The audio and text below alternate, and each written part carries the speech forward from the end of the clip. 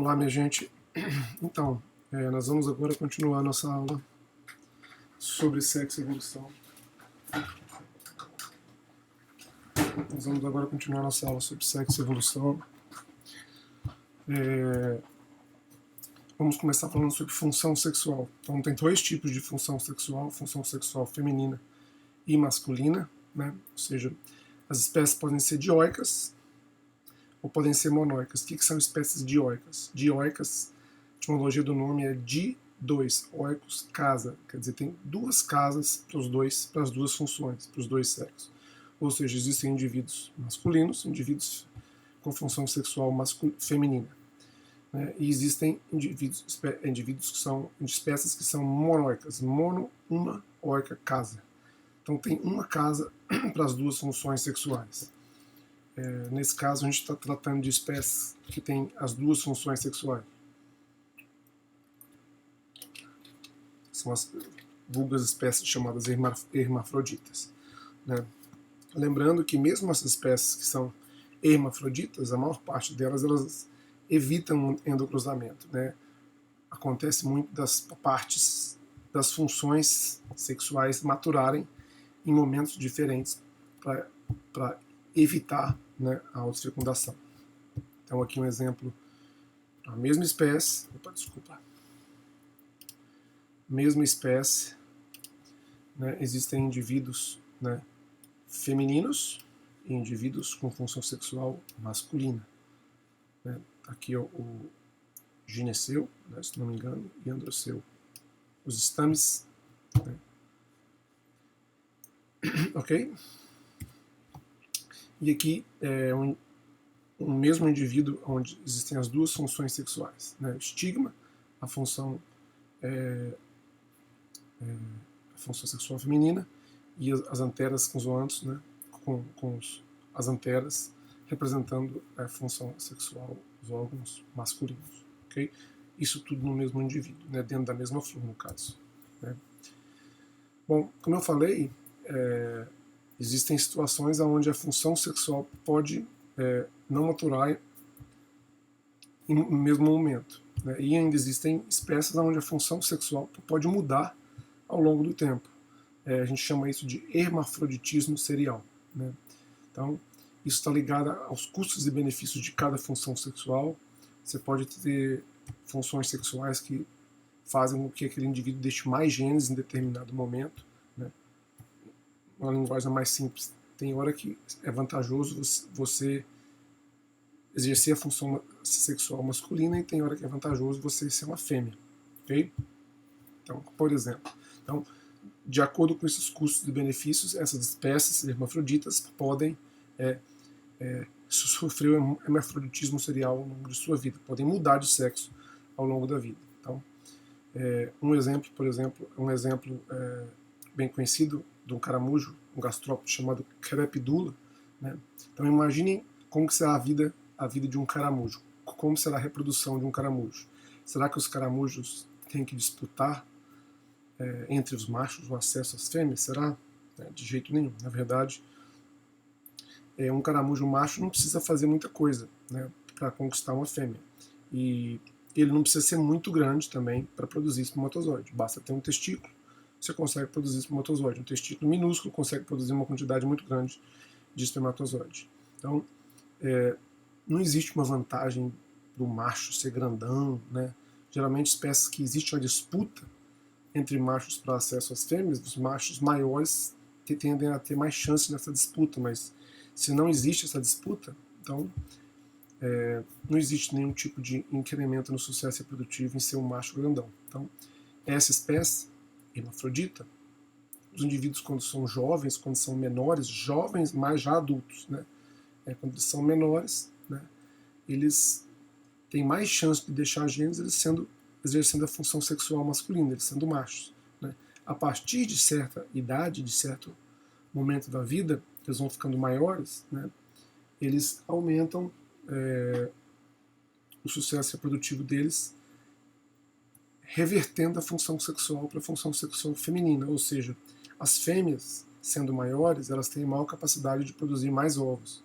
Então, uma fêmea maior pode deixar mais genes, deixar mais ovos.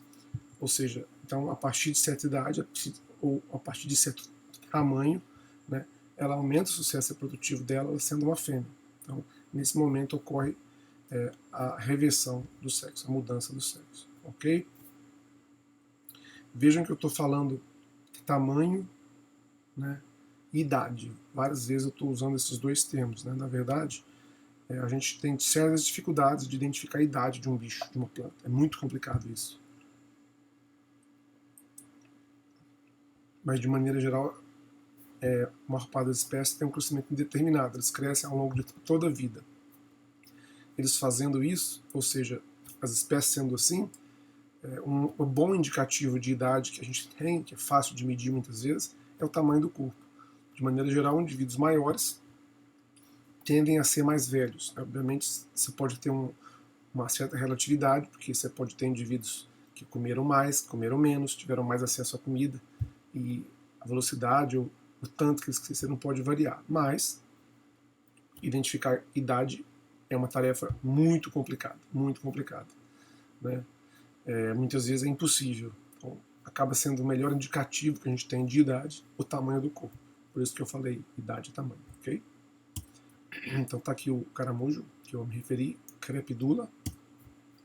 Esse gráfico aqui da esquerda representa no eixo X o tamanho do corpo, no eixo Y o sucesso reprodutivo. Então, quando eles são menores, mais já reprodutivos, né, de maneira geral, todos eles aumentam o sucesso reprodutivo de acordo com o tamanho.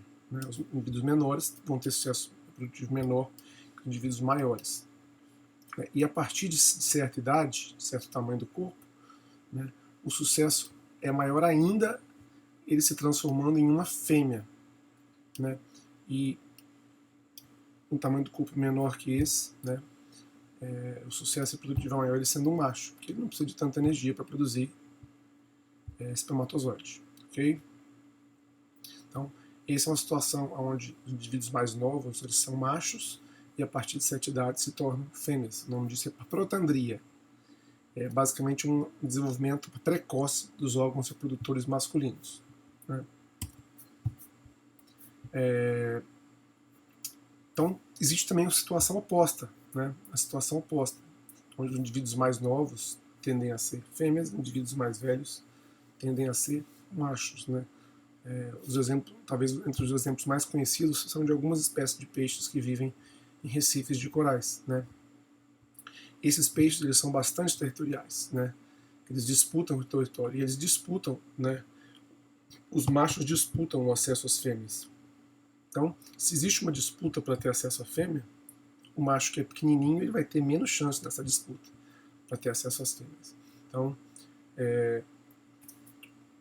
nesse tipo de situação, as fêmeas menores elas têm mais sucesso, né, do que os machos menores. Então, geralmente os indivíduos menores eles são fêmeas e a partir de certa idade, de certo tamanho, eles se tornam machos, ok? Então, esse aqui é um exemplo de uma espécie que faz isso. E o que determina isso é o contexto social. Né? Por exemplo, esses bichos eles vivem em grupo, né? No recife de coral. O indivíduo maior, mais velho, né?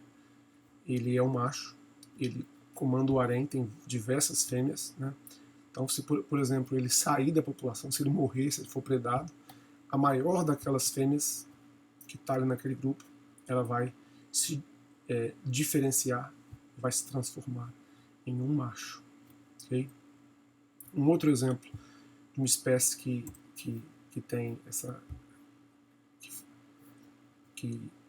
que é assim, né, é o peixinho palhaço, o Nemo, né, o conhecido do filmezinho Nemo, do filme Nemo, né. Já falo um pouquinho mais dele.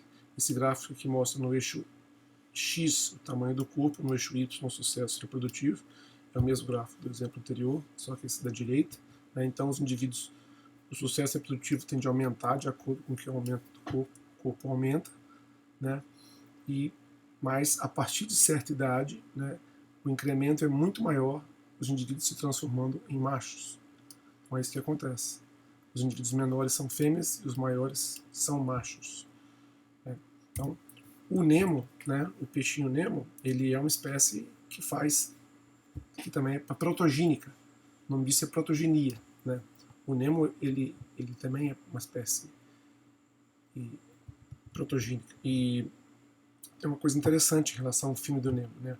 O filme do Nemo, se não me falha a memória, a mãe dele desaparece, que é predada, não me lembro bem da história, não é? E ele está indo atrás da mãe dele, não é? Na verdade, tem uma inversão, né? Na verdade, se a mãe dele ela é predada, na verdade, ela se transformaria num macho, né? Uma coisa assim, não estou lembrado bem do filme, né? Mas tem uma inversão do sexo, né? Porque a história do filme é o Nemo, filhotinho, tentando ir atrás da mãe dele, né? Que eu acho que era maior daquele bando lá que estava sumida. Na verdade, teria que ser um macho e não uma fêmea, né? Só uma brincadeira, uma curiosidade em relação àquele filme. Mas o Nemo, o peixinho palhaço, que o pessoal que tem em aquário, né? Se consegue reproduzir esse cativeiro, é um dos peixes marinhos que mais fáceis de se adaptar à reprodução em cativeiro, né? Ele faz isso. Se você tiver só fêmeas naquele grupo, uma daquelas fêmeas, a maior delas, vai se transformar num macho. Vai ocorrer, elas são hermafroditas, e o contexto social vai fazer com que a maior daquelas fêmeas, né, se transforme em um macho. Isso implica nela mudar a coloração dela, ela adquirir coloração, né, característica dos machos. Okay? Bom, nós falamos sobre função sexual masculina, feminina, isso em espécies hermafroditas. Espécies monoicas e espécies dioicas, espécies que têm a função sexual em indivíduos diferentes. Então nós temos indivíduos que são machos, indivíduos que são fêmeas. Ou seja, nós temos proporções não necessariamente iguais entre machos e fêmeas nas populações. O que seria a condição mais normal, né? Em teoria, a gente poderia pensar que o mais normal seria para cada fêmea existir um macho. Será que isso é a regra das populações? Será que isso é o mais comum, né? Infelizmente não é bem assim. Na verdade, existem muitos desvios dessa razão, chamada razão sexual 1 para 1. E muitas vezes os desvios são extremos, né? Para vocês terem uma ideia, vocês conhecem aquele sapo cururu? Qualquer lugar que a gente vai por aqui, tem bastante deles. Aquele sapo bem grandão, cururu que canta. Não vão fazer figurinha com essa imitação minha, por favor. Então, aquele sapo cururu, tem uma colega minha lá em Brasília que fez um mestrado estudando uma população desse bicho numa reserva lá em Brasília. Ela estimou a razão sexual para esse bicho lá. E é de uma fêmea para 29 machos, para vocês terem uma ideia. Então, imaginem o que esses machos têm que fazer para ter acesso a essa fêmea. Então, imaginem o que eles não precisam fazer para conseguir conquistar essa única fêmeazinha, né? Então, assim, na maior parte dos casos, a razão sexual ela não é 1 para 1, ela desvia muito de 1 para 1, né? E se não for 1 para 1, quem que vai se dar melhor? Qual o sexo que vai gozar de mais sucesso reprodutivo? Bom, o sexo mais raro sempre vai ter mais facilidade a acesso ao sexo oposto, né? Vamos imaginar essas duas situações aqui, né? Nós temos 2 machos para 5 fêmeas, né? E que são os descendentes desses 2 machos para 5 fêmeas. Então, dos 2 machos, né, nasceram 10 filhotes dessas 5 fêmeas com os 2 machos. 2 machos contribuíram com 10 genes. Quer dizer, tem genes dos machos em todos os 10 indivíduos, né? E em relação às fêmeas, 5 fêmeas contribuíram também com 10 genes, né? Ou seja, o sexo mais raro se deu melhor, ele conseguiu deixar mais genes nos descendentes, né? Aqui é o oposto, nós temos 5 fêmeas para 8 machos. Então, 5 fêmeas produziram 10 filhotes, né? 2 genes para cada filhote, né? No caso, os machos, 8 machos contribuíram com 10 conjuntos de genes, quer dizer, cada macho contribui em média com 1,25. Então, o sexo mais abundante sempre vai ter menor sucesso reprodutivo. Vamos pensar na nossa espécie, mesma coisa com vocês. Vamos supor que vocês, uma mulher, está querendo arrumar um namorado, né? vocês vão escolher que tipo de ambiente para ir arrumar um namorado. Um ambiente que tenha homens solteiros para vocês irem atrás do parceiro que vocês têm interesse, ok? Não é a mesma coisa os homens, né? Não importa, né, o gênero, mas se você está querendo encontrar um parceiro ou uma parceira do sexo oposto, né, você vai num local adequado que tenha em mais abundância o que você tem interesse, ok? Então, sempre o sexo onde você tem mais, você vai ter mais opção de escolha, aonde o sexo que está em desvantagem numérica, né, ele vai ter mais chance de deixar genes do que o sexo mais abundante, ok? Bom, esses desvios, né, essas diferenças entre a razão sexual geram o que a gente chama de sistemas de acasalamento, que basicamente é o padrão com que os machos e as fêmeas se acasalam. Então tem 3 tipos principais, alguns deles têm subdivisões. A maior parte da nossa aula de hoje e dos vídeos que vocês vão assistir, né, a corte e o acasalamento, mostram em imagens belíssimas, né, esses sistemas de acasalamento, né, diversos exemplos desses sistemas de acasalamento. Então, o sistema mais comum, né, é chamado de promiscuidade. Né? Então, o sistema promíscuo, o macho, né, ele tende a se acasalar com o máximo de fêmeas que ele consegue. Né? Da mesma maneira funciona para o sexo oposto. As fêmeas tentam acasalar com o máximo de machos que elas conseguem. Né? Esse tipo de coisa, esse tipo de sistema, ele bloqueia a ligação de um casal. Quer dizer, não existe a formação de um casal. Né? Nem mesmo, muitas vezes, numa estação reprodutiva. Okay? Então, não precisa para promiscuidade. Né? Outro sistema bastante comum, né, é o chamado poligamia, também talvez seja um dos mais comuns também. A poligamia é quando um indivíduo de um sexo cria relações mais duradouras, né, não é igual à promiscuidade, que não tem nenhum tipo de ligação, né, com diversos indivíduos do sexo oposto. Então, pode um macho se acasalar com várias fêmeas, o nome disso é poligenia, ou uma fêmea se acasalar com vários machos, o nome disso é poliandria. Ok? Então, um exemplo de poligamia, que no caso é um macho, né, tendo acesso a diversas fêmeas. Né? E por último, né, nós temos a monogamia. Né? Existe a formação de um casal, né, que geralmente ele vai persistir por além, né, da criação, da geração e da criação dos filhotes. Né? Existem espécies que podem ser monogâmicas, inclusive para o resto da vida. Né? O grupo mais conhecido, né, de monogamia, né, são os periquitos, né, são os psitacídeos. Né. Obviamente, né, não é uma tarefa muito fácil você chegar lá no casal, no ninho, o macho e a fêmea, e você ter certeza que aqueles filhotes que eles estão criando são de fato daquele casal. Então não é muito fácil você ver isso. Hoje em dia a gente sabe que tem algumas espécies que tem uns desertores aí no meio, ou seja, uma coisa bastante comum na nossa espécie, né, traições, né, também ocorrem com alguma frequência no reino animal, inclusive em espécies que a gente a vida inteira achou que fossem monogâmicas. Lógico que existem espécies monogâmicas, especialmente em aves, especialmente em psitacídeos, né, mas existem também uns traidores, né, existem uns danadinhos no meio dessa história aí, ok? Então a monogamia ela é muito mais comum em macho, né, em aves. Né? De maneira geral, os mamíferos eles são ou promíscuos ou são poligâmicos.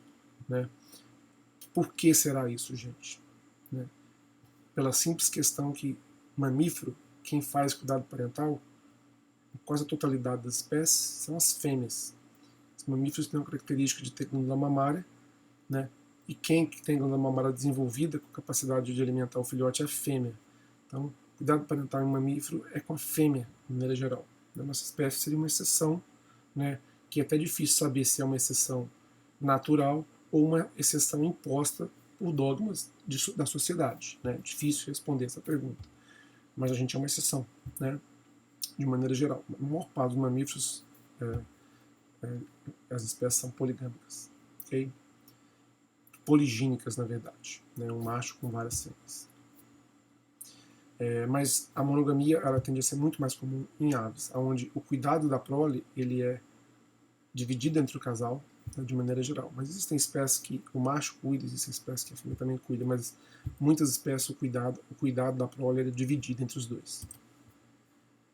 Então, eu vou dar agora exemplos, né, assim, vou dar que tipos de fatores ambientais podem levar, né, o surgimento ou a manutenção de cada um desses sistemas de acasalamento. Inicialmente, a monogamia, né? Que tipos de variáveis ambientais podem gerar a monogamia, né? Então, a monogamia, de maneira geral, os dois cuidam dos filhotes, né? Uma das variáveis que podem gerar a monogamia é quando os recursos do ambiente, né, os recursos que estão disponíveis no ambiente, estão distribuídos de maneira uniforme, ou seja, não existe um local no ambiente melhor do que outro, ou seja, não existe a possibilidade de um macho, por exemplo, defender um território, né, e aquele território que tem mais recursos atrair mais fêmeas, né? Não existe essa possibilidade. Todos os ambientes têm a mesma quantidade de recursos. Os recursos estão distribuídos de maneira uniforme no ambiente. Então, isso é um dos fatores que pode gerar, né, ou pode manter a monogamia, né? Outra coisa, a monogamia também pode ser vantajosa em situações onde a razão sexual desvia muito de um para um. Não quer dizer que quando não for um para um vai ser monogâmico, mas é um dos fatores que podem ser vantajosa a monogamia. Okay? Como falei inicialmente, a poligamia pode ser poliginia, quando a ligação é um macho tendo acesso a várias fêmeas, ou a poliandria, com uma fêmea tendo acesso a vários machos. Então, existem diversos tipos de poliginia e de poliandria, eu vou descrever agora cada um desses para vocês. Então, em primeiro lugar, poliginia de defesa de recursos, né? Então, ela ocorre quando os machos controlam os recursos críticos necessários à manutenção das fêmeas, por exemplo, alimento e locais para reprodução. Então, como eu falei anteriormente, nesse caso, os recursos têm uma distribuição fragmentada no ambiente, ou seja, existem locais no ambiente melhores do que outros. Então, os machos que defendem melhor esses territórios ou conseguem defender um território de melhor qualidade, né, eles vão ter a possibilidade de atrair, de manter mais fêmeas. Consequentemente, vão poder acasalar com mais fêmeas, né, e vão deixar mais genes na população. Os machos que controlar os ambientes piores vão ter acesso a menos fêmeas ou às vezes não vão ter acesso às fêmeas. Okay? Então, um exemplo desse tipo de poliginia, né, é a Gelaius funiceus, né, é um passarinho, né. Esse passarinho, os machos chegam primeiro nas áreas de acasalamento, né, nos pântanos, vivem em áreas pantanosas. Eles chegam nesses ambientes e eles, entre si, eles disputam os territórios. Então, quando as fêmeas chegam, né, os machos já conquistaram os seus territórios. E as fêmeas vão escolher, né, os machos de acordo com a qualidade dos territórios que eles estão defendendo, que eles conquistaram. Então, é um exemplo de poliginia por defesa de recursos. Os machos defendem os recursos que são importantes para as fêmeas. No caso, locais para elas colocarem o ninho, né, para elas chocarem os ovos, e alimento. Né. Outro exemplo de poliginia é poliginia de luta dos machos pelo acesso às fêmeas. Né. Nesse caso, existem disputas, né, para ter acesso às fêmeas. Muitas vezes, confronto entre os machos, né, e às vezes até existem mecanismos para evitar que depois um outro macho consiga copular com aquela fêmea. Então, libélulas fazem isso, né, algumas espécies de libélula, Calopteryx maculata, disputam as fêmeas entre si, né, e elas podem, inclusive, tocar esperma por um tempo. Aqui é a Calopteryx maculata. Outro exemplo de outra espécie de libélula qualquer aqui. Okay? Outro exemplo de disputa entre os machos pelas fêmeas, mas uma disputa pós-cópula nesse caso aqui. Tem uma espécie de verme chamado um verme acantocéfalo, Moniliformes dubius. Né? Uma vez que ele teve acesso à fêmea, copulou com aquela fêmea, ele vai produzir um cinto de castidade, vai impedir a cópula com outros machos, impedir a cópula dela com outros machos. Basicamente ele quebra, né, ele fica sem órgão de cópula, mas com isso ele garante, né, que nenhum outro macho vai conseguir copular com aquela fêmea, né, vai produzir um cinto de castidade naquela fêmea. Então, exemplo desses vermezinhos que vivem nesses, né, que fazem isso, né. Quer dizer, uma vez que o macho conquistou a fêmea, teve acesso à fêmea, né, ele vai copular com ela e vai quebrar o órgão de cópula dele. E aí, a partir disso, nenhum outro macho que se aproximar dela vai ter como copular com ela. Né? Isso evita a competição do esperma entre indivíduos diferentes. Okay? Outro exemplo fantástico, esse aqui é um exemplo que eu acho muito interessante, né? Esse percevejo, chamado Chilocaris maculipenis, esse percevejo ele faz cópulas homossexuais.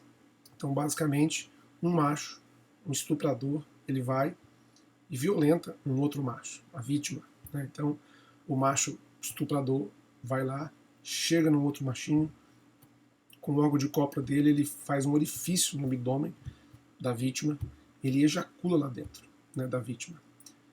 E, bom, a vítima sai lá meio assustada, né, meio que está acontecendo, não estou entendendo, né? Os espermatozoides do macho estuprador vão migrar para o testículo do percevejo que foi violentado. Esse percevejo que foi violentado, depois de um tempo, ele vai atrás da parceira dele. Quando ele encontrar a parceira dele, quando ele copular com a parceira dele, né, ele vai copular com ela. Ele vai estar super feliz achando que ele vai estar deixando os genes, né, para a geração seguinte. Na verdade, é o espermatozoide do macho que violentou ele que está fecundando os óvulos daquela fêmea.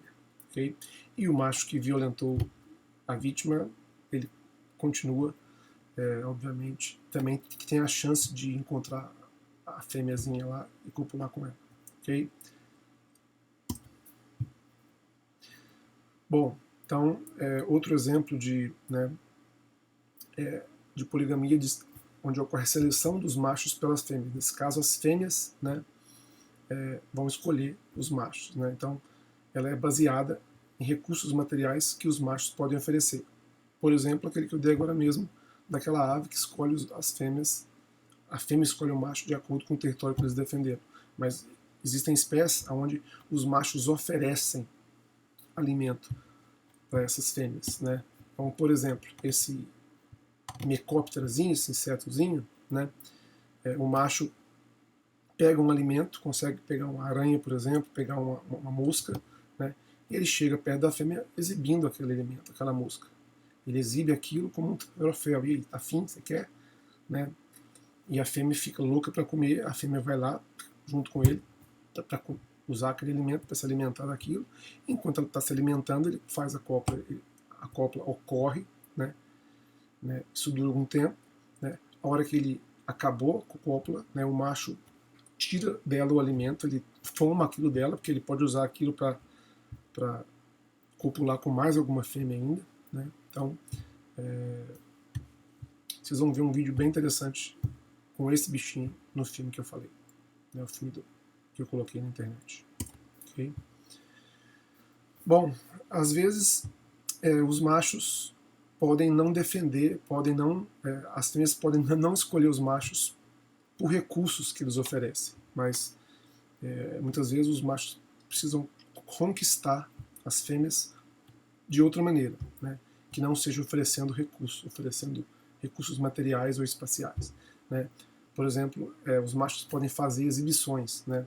Que com isso eles podem conquistar as fêmeas. Né? O nome disso é poliginia de dominância dos machos. Então os machos vão exibir padrões de dominância, exibir danças, exibir cantorias. O sapo, quando está cantando, está lá, aquilo ali, o sapo que canta mais bonito vai atrair mais fêmeas, né? Ou a fêmea vai escolher o sapo que canta mais bonito, canta mais alto, por exemplo, canta a duração do pulso mais longo, né?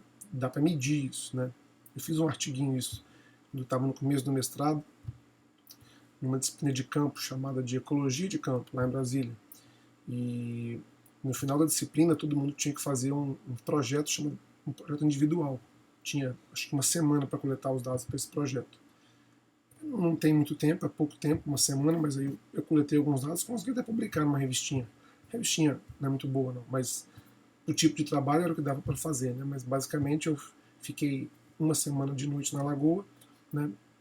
Tava cheio de sapo cantando, né? E eu não consegui medir o sucesso reprodutivo. Eu queria saber, né? Porque eu não conseguia ver se o macho tinha acesso às fêmeas, mas eu queria saber se será que o macho, né, que é maior, ele canta mais alto, ele tem a duração do pulso do canto dele mais longo. Então eu escutava o bicho cantando e com o cronômetro do relógio eu gravava a duração do pulso.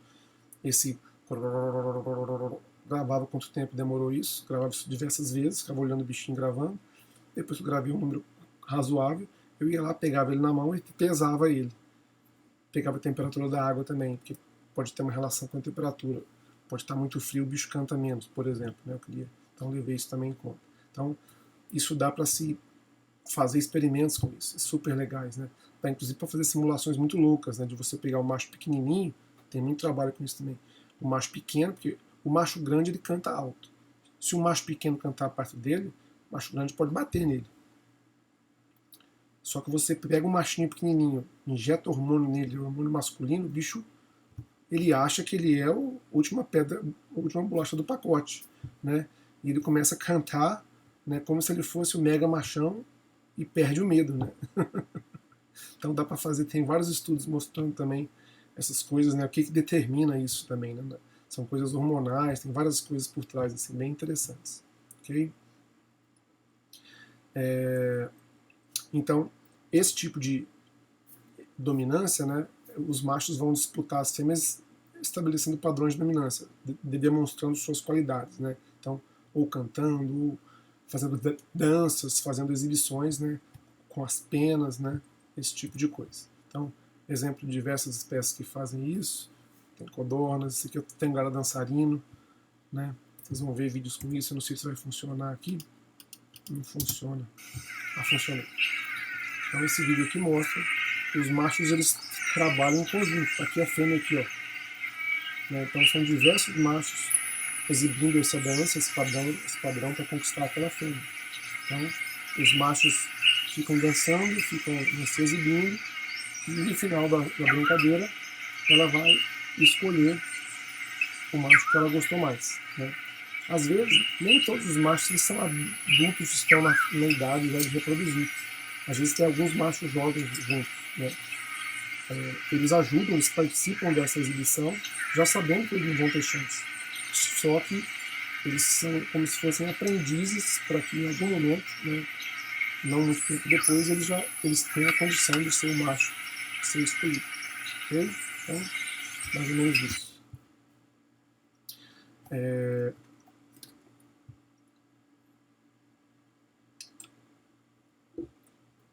Por último, né, a poliandria, né, que situações quando a gente tem uma fêmea tendo acesso a diversos machos. Né, então, a poliandria, uma das coisas que pode manter a poliandria é a defesa de recursos, né, quando as fêmeas podem controlar ou ter acesso a vários machos com base nos recursos que são críticos para esses machos. Né. A poliandria é algo muito mais raro, simplesmente pelo fato que as fêmeas que produzem as proles, né, mas ela pode ocorrer em situações onde o investimento na prole é pequeno, por exemplo, situações onde o cuidado parental é dos machos e onde o investimento na prole, no ovo em si, ele não é muito grande, ou seja, fêmeas que colocam ovos pequenos, por exemplo. Né? Então, um exemplo de espécie que é poliândrica é o jassanã. Então, o jassanã, o macho faz cuidado parental.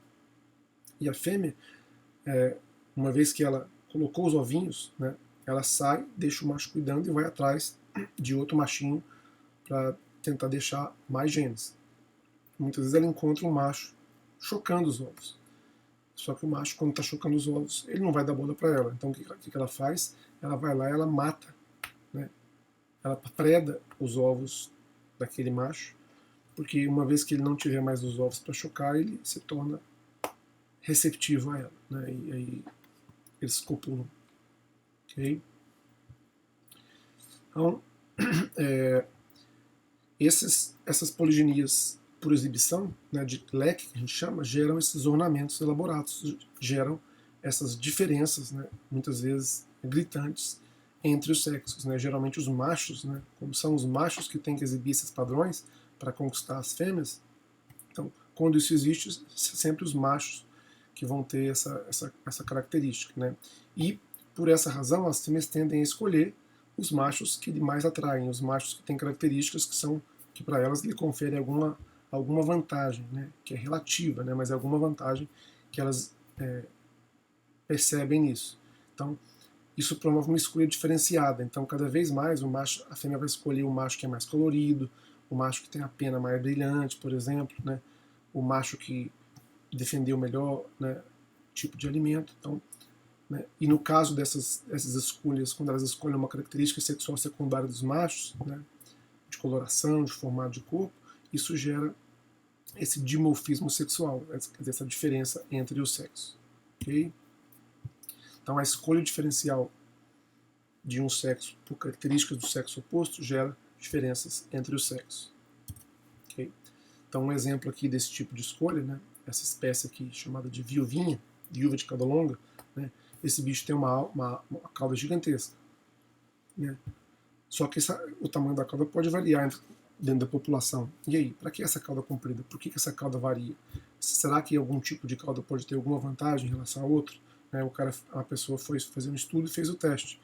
Basicamente, ele pegou diversos indivíduos, machos, né, alguns ele encurtou a cauda e outros ele alongou a cauda. Com a cauda que ele cortou, ele grudou, ele produziu uma cauda maior do que o normal. E aqui é o tratamento dessas 3 caudas: encurtada, controle, que é a cauda natural, e a cauda alongada. E aqui o número de ninhos por macho, quer dizer, o macho que tem a cauda alongada, ele consegue ter acesso a mais fêmeas do que a cauda normal e do que a cauda que foi encurtada. Ou seja, por alguma razão, as fêmeas gostam dessa cauda comprida. Né? Aí, o que explica essa escolha agora? Né? Para finalizar, o que explica? Tem duas hipóteses. Né? Tem duas hipóteses. Né? Uma chamada hipótese de Fischer, que esses atrativos, né, são unicamente estéticos. Né? Vocês, quando querem ter filho, né, seja o homem ou a mulher, quando vocês querem arrumar uma namorada ou um namorado, né, vocês escolhem a pessoa mais feia que vocês imaginam. Né? Então, geralmente, a gente tenta escolher pessoas que nos atraiam, né?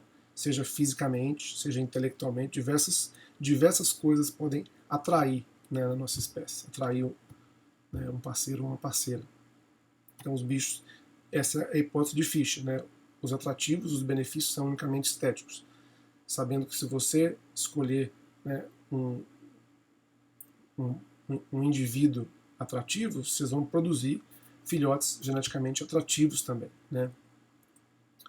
E outra hipótese é a chamada hipótese da desvantagem, né? De que as fêmeas vão preferir as chamadas desvantagens. Na verdade, essa beleza, essa desvantagem, né? Imagina um pavão com aquela cauda daquele tamanho. Aquilo é uma desvantagem imensa. Aquele bicho fica muito mais suscetível a ser predado, né, com aquela cauda. Aquilo é tanto uma desvantagem que ele perde aquilo depois da reprodução. Né? Então, apesar dele ter aquela grande desvantagem, ele está lá, firme, forte, saudável. Isso indica também, pode indicar para aquela espécie que é um bicho muito apto, né? Quer dizer, um bicho muito resistente a parasitas. Às vezes a beleza, né, não necessariamente é só a beleza física, mas ela representa, né, uma aptidão daquele indivíduo, né, vamos dizer, na resistência, por exemplo, a parasitas. Ok? Então acho que é isso.